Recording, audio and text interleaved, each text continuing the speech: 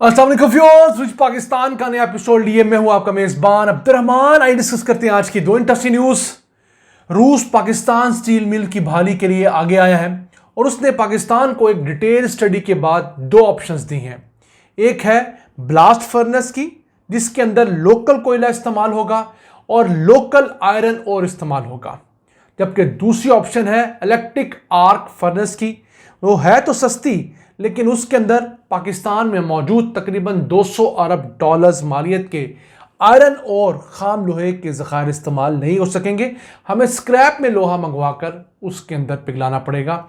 ये दोनों ऑप्शंस पाकिस्तान के लिए किस हद तक वायबल हैं और किस तरह पाकिस्तान दुनिया की 550 बिलियन डॉलर्स की आयरन स्टील इंडस्ट्री के अंदर हिस्सा ले सकता है, ये डिस्कस करेंगे।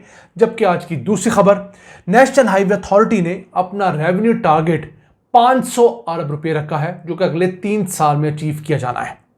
याद रहे, पाकिस्तान के अंदर नुकसान में जाने वाले सरकारी इदारों में सबसे बड़ा इदारा नेशनल हाईवे अथॉरिटी है। इस खबर को प्रोग्राम के दूसरे हिस्से में डिस्कस करेंगे, लेकिन पहले चलते हैं आज की सबसे अहम खबर की तरफ। रूस पाकिस्तान की मदद को आया है और उसने पाकिस्तान स्टील मिल्स को बहाल करने के लिए दो अहम ऑप्शंस दिए हैं।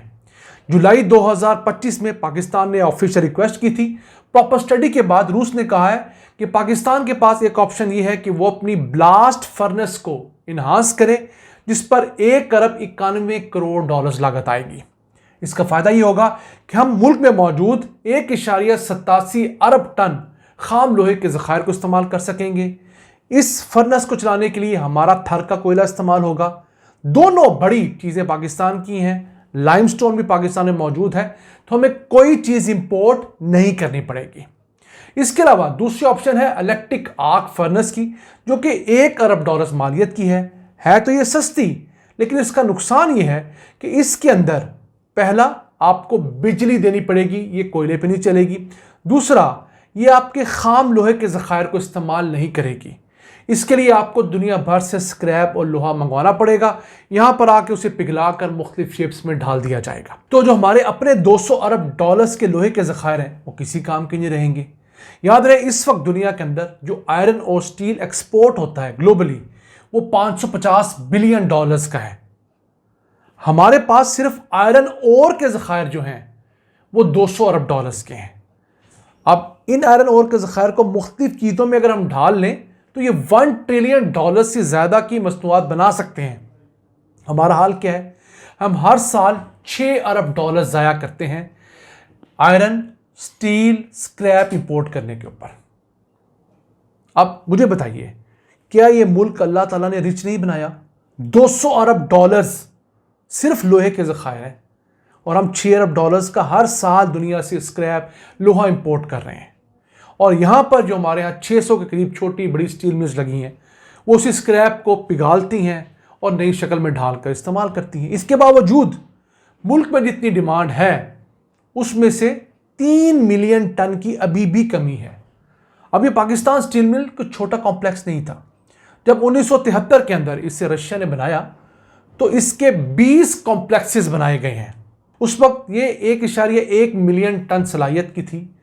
इसे 3 मिलियन टन तक एक्सपैंड करने का ज़हन में रखा गया था, बल्कि कुछ माहिरीन तो यहां तक कहते हैं कि इसे 6 मिलियन टन तक एक्सपैंड किया जा सकता है। यानी कि ये एक मिल जो है, पाकिस्तान में जितना आयरन, स्टील और स्टेनलेस स्टील, इन तमाम चीज़ों का शॉर्टफॉल है, वो ये एक मिल पूरा कर सकती है। अभी भी पाकिस्तान में हम लोग फी कस जो आयरन कंज्यूम करते हैं वो बहुत कम है। हमारी आबादी के लिहाज से एक पाकिस्तानी सालाना 36 किलो लोहा इस्तेमाल करता है घर बनाने के अंदर, फैक्ट्रियाँ बनाने के अंदर, गाड़ियाँ बनाने के अंदर। जहाँ भी दुनिया में औसत कितनी है? 222 किलो। तो अभी हमने तरक्की पकड़ी ही नहीं। ज़खायर हमने संभाल के रखे, न जाने हमने कहाँ लेकर जाने, जिन्हें हम किसी किस्म का इस्तेमाल नहीं करते। अभी इसी साल की रुदात सुन लीजिए। जुलाई, अगस्त और सितंबर के 3 माह के फिगर्स आए हैं।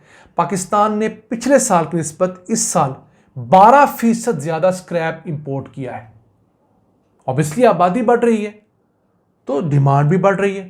तो हम जो ये billions of dollar scrap import करने पे लगाते हैं, और स्क्रैप से एक हद तक लोहा बनता है जो बहुत इंडस्ट्रियल स्टैंडर्ड का लोहा होता है, जो प्रिसीजन इंजीनियरिंग में इस्तेमाल होता है वो पाकिस्तान में भी नहीं बनता। मसलन गाड़ियाँ बनाने के लिए जो लोहे की चादरें दरकार होती हैं वो हमारे यहाँ नहीं बनती, बदकिस्मती से। बड़ी अच्छी क्वालिटी की मशीनें बनाने के लिए जो चीज़ें इस्तेमाल होती हैं वो हमारे पास नहीं बनती। क्यों नहीं बनती? आप स्क्रैप को लाकर रिसाइकल करके एक हद तक मॉडिफाई कर सकते हैं।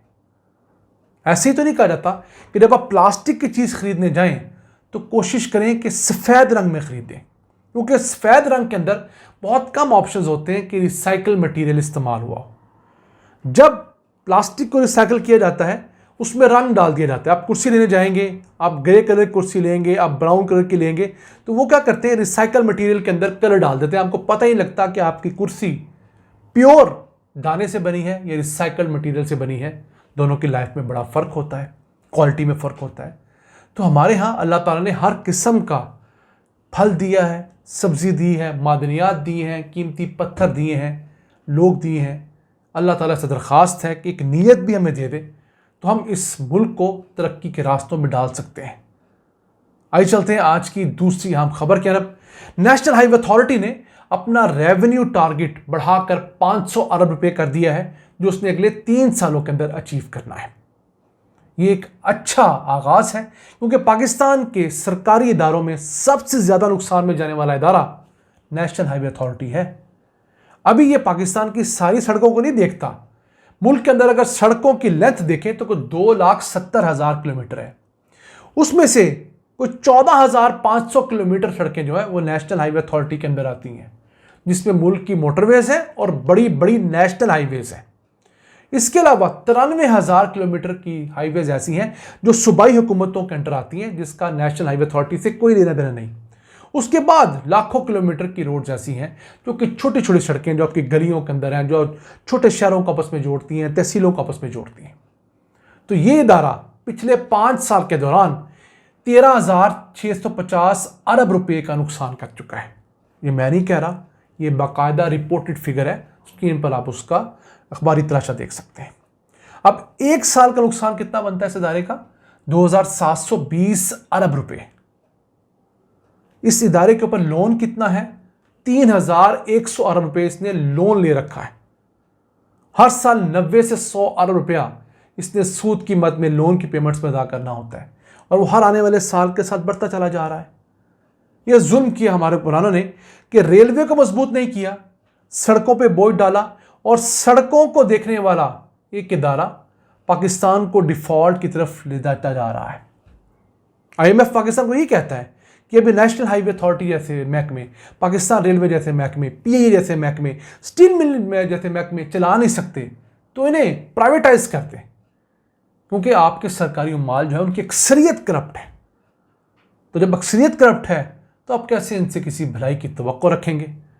अब हम उम्मीद करते हैं कि नेशनल हाईवे अथॉरिटी, जो कि खरबों रुपए कमा सकती है, इसकी जहाँ जहाँ रोड गुजरती है वहाँ पर जिन लोगों ने दुकानें बनाई रखी हैं, वहाँ पर टावर्स लगे हुए हैं, जहाँ पर कमर्शियल एक्टिविटी हो रही है, जहाँ से केबल्स गुजर रही हैं, सबसे कानूनन ये पैसे लेने की मजाज है। पूरे पैसे लिए जाएं तो ये इदारा कदमों पे खड़ा हो सकता है। अपने मेज़बान अब्दुल रहमान को इजाज़त दीजिए। अल्लाह ने के बाद।